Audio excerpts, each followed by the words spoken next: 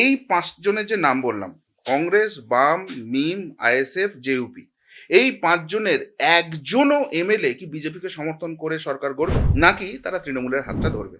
এই সিপিএম এত বড় বড় কথা বলছে, বাংলায় কুস্তি করছে, দিল্লিতে দোস্তি করছে, ইন্ডি জোটের শরিক তারাও তো তখন সেই তৃণমূলকে সাপোর্ট করবে। সুতরাং এই 30% মুসলিম ভোট, এরা বিরোধী লড়ছে, এগুলো সবটাই একটা গল্প, মানুষকে একটা বোকা বানানোর চেষ্টা চলছে।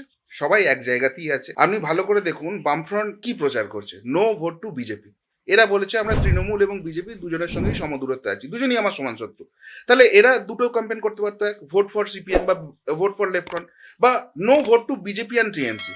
কোনো সময় এরা টিএমসির নামটা যোগ করছে না। তাহলে এই বামফ্রন্ট কি এই তৃণমূলের জোটের বাইরে আছে? সুতরাং এই 30%-এর কোনো গল্প নেই। এখন তাহলে হুমায়ুন কবির হলো কেন, তৃণমূলের সঙ্গে এত টাসল কেন দেখানো হচ্ছে? রাজনীতিতেই ছায়াযুদ্ধ করতে হয়। এবং মমতা বন্দ্যোপাধ্যায় এবারে খুব ভালো করে বুঝে গেছেন যে ওনার যে ডিভিডেড ভোট ব্যাংক আছে, যেটাকে উনি দুধেল গাই বলেন, সেই মুসলিম ভোট আর ওনার সঙ্গে নেই, তার একটা বড় অংশ স্প্লিট হতে চলেছে। এবং এই মুসলিম ভোট যদি তাকে 100% ভোটও দেয়, তার যে হিন্দু ভোটটা আছে, তারা আরজিকর দেখার পর, কসবা ল কলেজ দেখার পর, যেভাবে মালদা মুর্শিদাবাদ হলো সেটা দেখার পর, তারা কিন্তু বিজেপির দিকে সুইচ করে যাচ্ছে। ফলে তার হিন্দু ভোটটাকে নিয়ে আসতে হবে। হিন্দু ভোটটা নিয়ে আসার জন্য ওই দীঘাতে জগন্নাথ ধামের একটা নাটক তাকে করতে হলো, মহাকাল মন্দিরের নাটক করতে হচ্ছে।